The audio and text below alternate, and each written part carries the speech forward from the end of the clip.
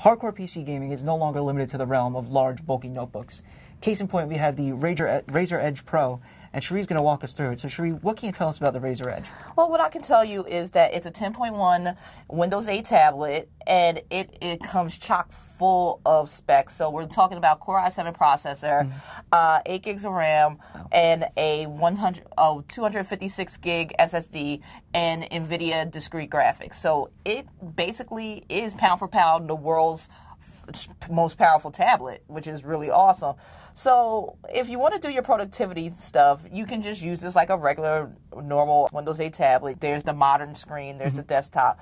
But what really makes this tablet stand out is its ability to play PC games. I've actually done a playthrough of BioShock Infinite on this, and it ran fairly well. For low setting, we got about 30 to 40 FPS frame rate.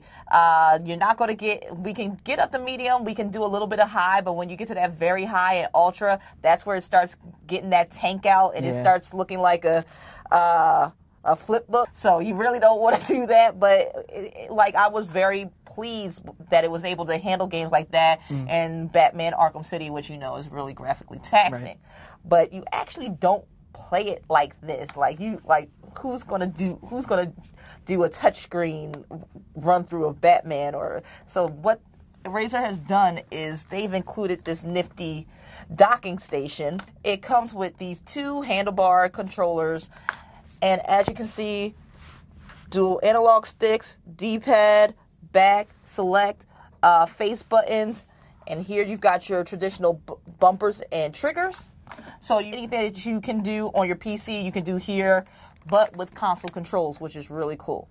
But if you don't want to do this, because this can be a little clunky, like holding it at face level and trying to game, combined this weighs 4.2 pounds. So it gets a little tiresome. Like you're more than likely to play with it in your lap. So this is not going to work. But if you want, Razer also included this cool dock right here. So you can just pop it in. All right. Hook it up to your TV because it's got a whole bunch of ports. So you've got HDMI, so you can hook it up right to your television. 3 USB 2.0 slots, so you can just plug in a couple of controllers, and you just pop it in here. And Razer actually came up with a launcher, so you can get like a console experience like Xbox Live or PSN, like so you can just flip through your games and just launch them from there instead of having to go and look at Windows 8 or look at your desktop. You can just start playing your games, no fuss, no muss. So it sounds like we liked it, a lot of it, but what didn't we like about it? It's a fingerprint magnet. Like just because it's a touch, like as you can see, the fingerprints are just accumulating.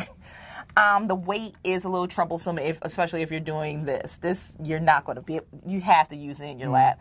And when you're playing with it, it actually blows very hot. One of the right vent, on our heat test, it blew 126 degrees. So it's a little warm. The other thing is the battery life is a little bit, well, it's a whole lot lacking. Like the tablet by itself gets over 4 hours of life.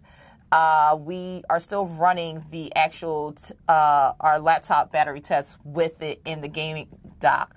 But gameplay, we got about an hour and 3 minutes on BioShock Infinite before it cracked out. So it's mobile, but not totally mobile. Yeah. As with any kind of, gaming rig, gaming laptops are exactly the same. I think the most prohibitive thing about this, though, is the price. The Razer Edge Pro, the specs that we have, it's $14.99, and throw in the $249 gamepad and a $99 dock. And a keyboard setup that's set to release in Q3. We don't have pricing on that yet. This is going to run you a pretty penny that you could maybe buy in Alienware, or maybe even my personal favorite right now, the Lenovo IdeaPad Y500. So it's expensive, it blows hot air, but it still gives you enough power to play a lot of the most recent games out there. Yeah, like as far as the gaming experience, it's very smooth. The analog sticks could be a little tighter for your FPS play. That's about my only complaint with the gameplay. Okay. Everything else is pretty seamless. It's like go grab and play.